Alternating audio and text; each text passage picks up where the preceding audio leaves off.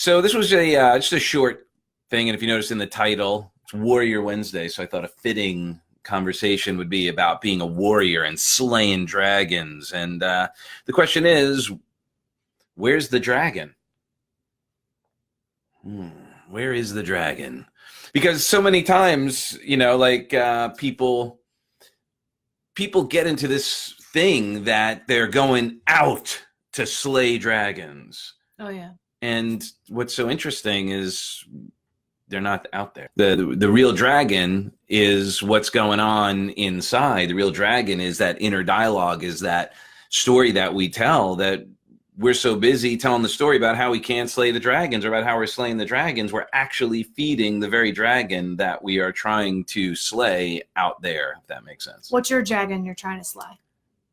My personal? Yeah. Well, I presume for everybody, it's that inner voice, those conversations that sort of take you out of the game a little bit, that, it's all about the mindset. That's why I created the Strategic Emotional Mastery program, because I was looking for strategies to slay the inner dragon, the voice that says, you're not good enough, you're not strong enough, you're not funny enough, they'll never go for that, who's going to buy that, why bother? What was my dragon today? My dragon was patience this morning on the racquetball court, right? You're trying to teach me how to play racquetball, which is really a fool's game. I mean, there's a lot of yourself. There's a lot of life lessons. I mean, like life lessons, like you hurt yourself and you don't even realize, you know what I mean? Like you're the get out of the way of the ball. Problem. Yeah, get out of the way.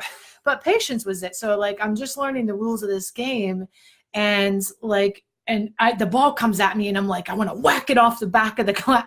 Whack it off the back of the glass. And you're like, honey, let it go, let it bounce. And like, it'll come back and position itself perfectly so that you can hit it. What is happening? This is just can't work in these conditions. I know. And it'll go, and if you just let it. And I think that is the nature of everything in life, is like patience. It's like, we want the results now. We want everything right now.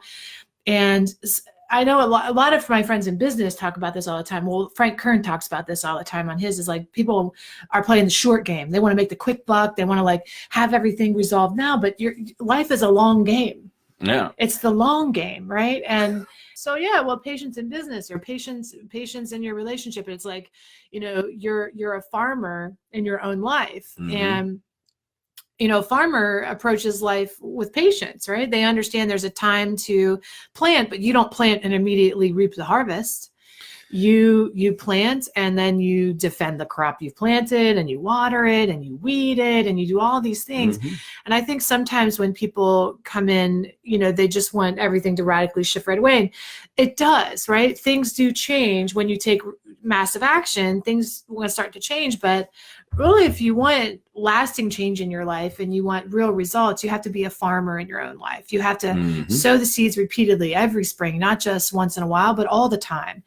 And weed your garden all the time. Yeah. And the idea of the internal dragons that we're slaying, oftentimes we'll have a good day or a good moment, and then go, well, it should be like that forever.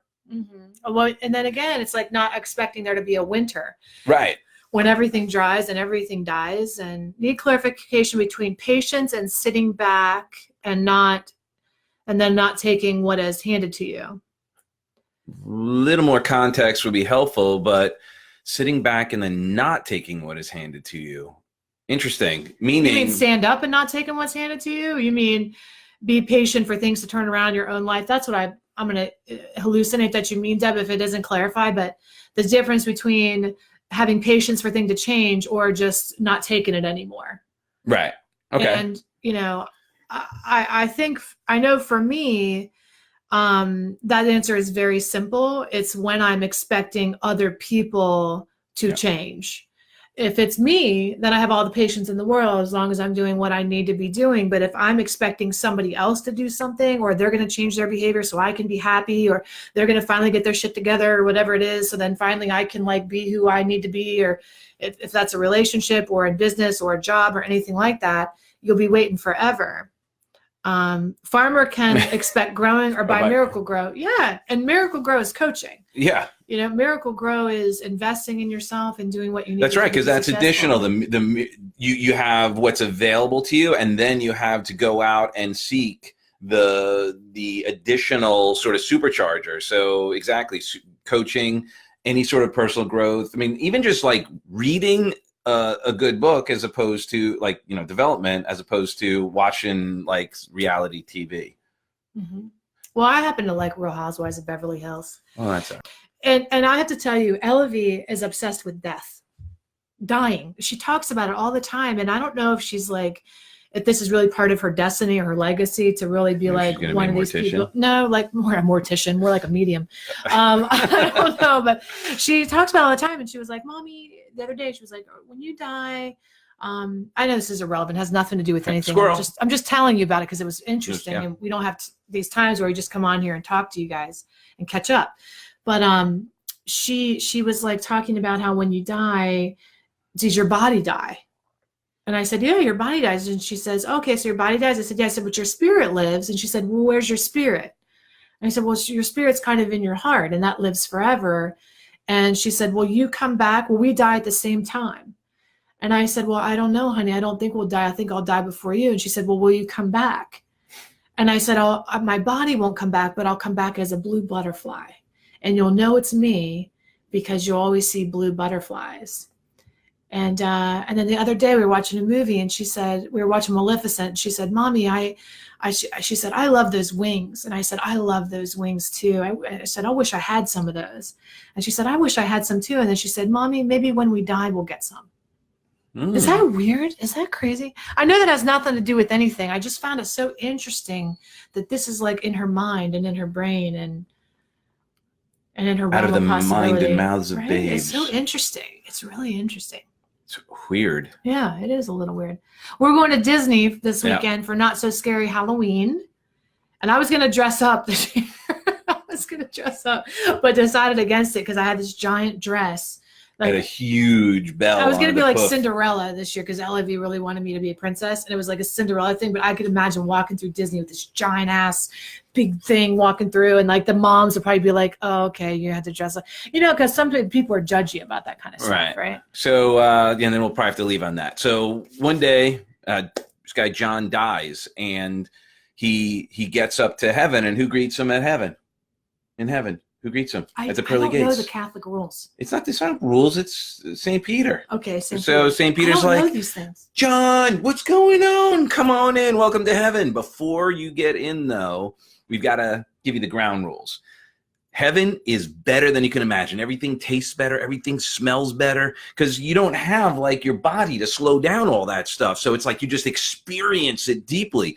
And your eyes see things beyond because you're seeing vibration. So it's just the most amazing thing ever. You, in fact, have your own soundtrack. So if you guys remember Family Guy, when when Peter Griffin wished to have his own theme music, so he had that. So it's all amazing. So there's only one rule. And that one rule is you can't go through this one door. There's one door in the corner. So at first, John is no problem. He's like, yeah, it's this amazing. And he's seeing his old friends and they've got wings and all that. And it's all amazing, brilliant. He loved it. And he avoided the door for a while. But as he took more of heaven in, he started to get closer and closer to the door. And then, well, curiosity gets him a little bit. He sees the doors open a crack and kicks it open, and then as soon as he walks through the precipice, the colors disappear, the sounds go away, his theme music changed to nothing, and it was this giant room. So have you ever seen what was that, Men in Black, when they kicked open the locker room door, right, and that one door opened up into like another universe? You didn't see that? I don't remember. So anyway, he kicks open the door. It's like opens it all up, and it looked like also the inside of the end of Raiders of the Lost Ark, where they hid the Ark. And inside is all these boxes, and these little boxes, and square boxes, and trapezoid boxes, and they're all different sizes, big and small. And then he notices that there's writing on each of the boxes, and then he notices that the writing were the names of people he saw up in heaven. And then he noticed that there were dates on there, beginning and expiry date. So then he begins to wonder, well, for all these people that I've seen up here in heaven, their boxes are in here. I must have a box. So he starts looking around for his box. He finally comes across, he finds his box, and he's standing over it, and he's curious. He's like, he was wondering, like, what's in the box? And as he's standing there, it's like, bam, out of nowhere, St. Peter pops up. And it was like, John, what the H? One rule. He's like, oh my God, I'm so sorry. And he's like all embarrassed, and he's, just kind of like freaking out a little. And St. Peter's like, oh, hold on. You can open it. All right. But before you open it, I have one thing I got to tell you. I got to tell you what's in the box and what's going to happen. He said, inside this box is every laugh you lost, every smile you missed out on, every opportunity for joy, for bliss, every opportunity that would have given you everything you ever wanted in your life. Everything you missed is inside that box. And when you open that box, you are going to experience and feel the regret, the pain of every opportunity that slipped through your fingers, the regret, one on top of the other, and those are going to be piling up. And you will then live the rest of eternity in the regret of who you could have been, what you could have done. That will be your hell. Do you still want to open the box? Now, the question is, do you? And then if you don't, and if you want to create a life that is so incredible, so rich, so vivid, so amazing that you won't even have much in that box would be so small and meaningless because you would have lived such an incredible life, that's why you stay in contact with us. That's why you join whatever programs we have going on. Any opportunity that you have, our goal is to support you to create such an amazing, incredible life that you're taking advantage of every opportunity for laughter, for love, for joy, for bliss, for peace, for anything that brings you beautiful states, anything that brings you happiness and joy. So with that being said, we love you for who you are and who you aren't. If this was helpful, please share. If you have any questions, please send them to us, and we'll see you kids later. We'll see you love you. Disney. Okay. See ya.